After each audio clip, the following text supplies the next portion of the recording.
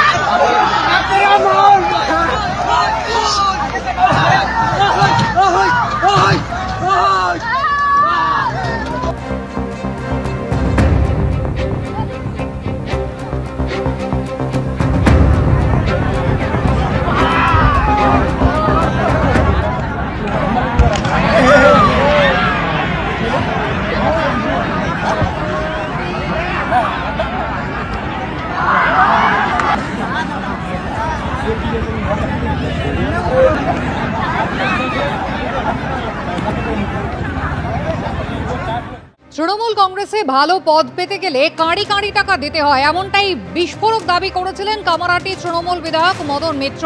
31শে জানুয়ারি তিনি দাবি করেছিলেন যে অন্তত ভালো মন্ত্রীর পদ পেতে গেলে 10 কোটি টাকা পর্যন্ত দিতে হয়। আর এবার তার সেই মন্তব্যের ব্যাখ্যা দিয়েছেন কামারহাটি তৃণমূল বিধায়ক। তিনি একেবারে এই টাকার প্রসঙ্গে টেনে আনছেন ভোট কুশলী সংস্থার নাম এবং বলছেন মমতা বন্দ্যোপাধ্যায় কিছু জানেন না, তার কোনো দায় নেই।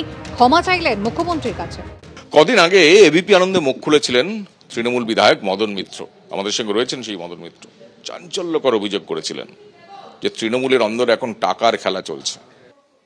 এমনকি মন্ত্রীদের দর প্রায় 10 কোটি, নিচু স্তর থেকে ওপরতলা পর্যন্ত কার কত দর, কিভাবে লেনদেন, সবিস্তারে ব্যাখ্যা দিয়েছিলেন প্রাক্তন পরিবহন মন্ত্রী মদন মিত্র।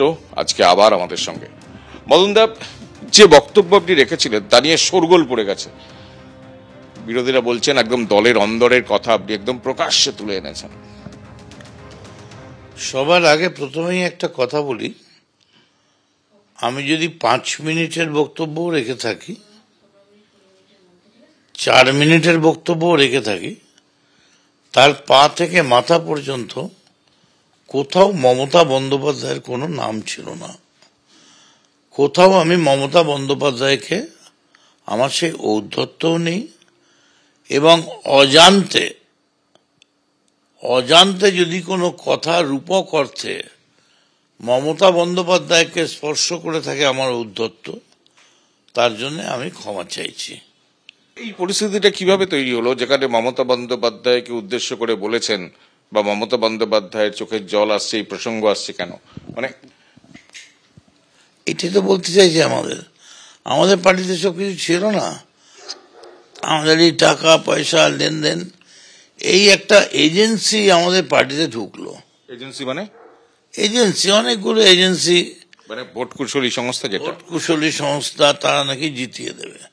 মানে আমি কামারহাটিতে আমায় শেখানো হচ্ছে সকালবেলা উঠে কিভাবে ব্রাশ করবে, তারপর ডান দিকে তাকাবে না বাঁ দিকে তাকাবে। এরা শুরু করলো বিভিন্ন জায়গা থেকে নাম কালেক্ট করে টাকা তোলা। একটা জায়গায় 8টা নাম আছে, মানে এই ভোট কুশলী সংস্থা আইপ্যাক। একদম এরাই গোটাটা করেছে এবং মমতা বন্দ্যোপাধ্যায়ের অজান্তে অনেক ইম্পর্টেন্ট ছেলে, নামি দামি ছেলে, তাদের কাছেও আমি শুনেছি তারা কেউ 25 লাখ, কেউ 50 লাখ দিয়েছে। কাকে দিয়েছে? এই ছেলেদের, এজেন্সির ছেলেদের। আইপ্যাকই হবে, আইপ্যাকই ছিল তখন। এবং তারা কেউ নমিনেশন পায়নি, লজ্জায় কাউকে বলতেও পারছে না, এত বড় বড় নাম তাদের। না এই আইপ্যাক মানে মমতা, কোথায় মমতা বন্দ্যোপাধ্যায় বলেছেন যে তোমরা আইপ্যাকের হাতে টাকা দাও? কোথাও তো বলেননি। মমতা বন্দ্যোপাধ্যায় উল্টে বলেছেন যে টাকা দিচ্ছে, যে কাটমানি নিচ্ছে, যে কেনার চেষ্টা করছে, তৃণমূলের সিদ্ধারা বিক্রি হয় না, তৃণমূল টাকার কাছে বিক্রি হয় না। এ তো মমতা ব্যানার্জির কথা। কি দুঃখিত হয়েছেন আপনার এই বক্তব্য শুনে মনে হলো? দেখুন, আমার তো উনি সেভাবে বলেননি, আর আমি অনেক ক্ষুদ্র তার কাছে, কিন্তু আমার কেন জানি না নিজের বিবেকের কাছে আমি দংশিত হচ্ছি যে অনেকে আমায় বলছে তোমার কথার মানেটা যেন মনে হচ্ছে মমতা বন্দ্যোপাধ্যায়কে আক্রমণ করছে। কিন্তু এই আইপ্যাক আসার আগে আমাদের এরকম টাকাও দরকার হতো না, আমাদের এত সাজানো স্টেজ, এত কিছুই দরকার হতো না।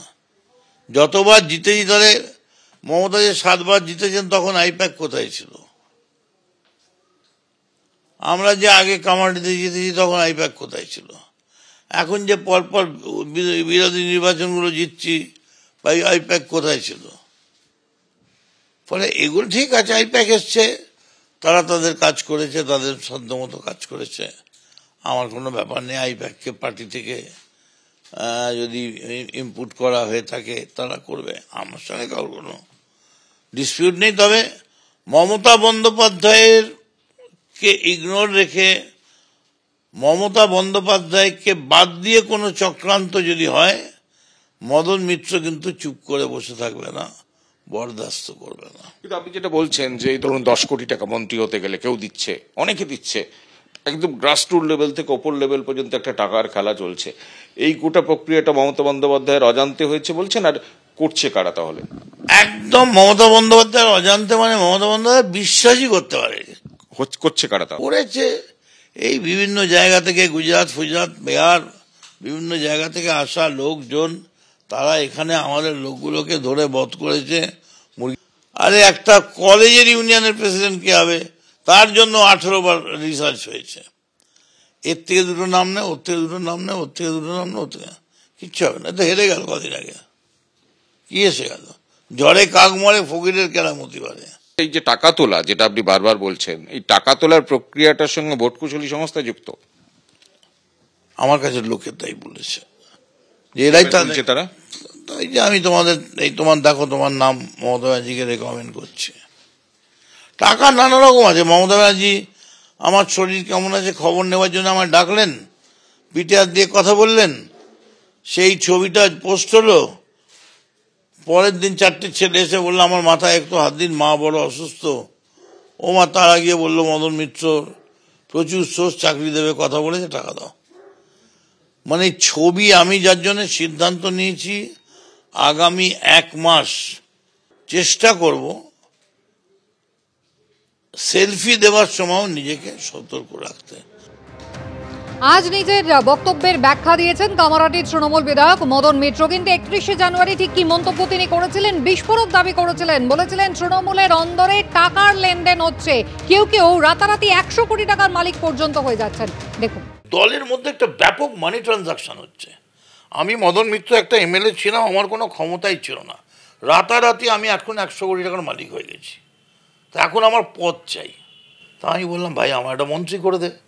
না ভাই, মন্ত্রী হতে গেলে, একটা ভালো মন্ত্রী হতে গেলে 10 কোটি লাগবে। আমি 10 কোটি দিয়ে দিলাম। মন্ত্রী হলো কি হলো না পরের কথা, আর যদি হয়ে গেলাম তাহলে 10 কোটি থেকে 20 কোটি বানালাম, আর যদি না হলাম 10 কোটি চলে গেল।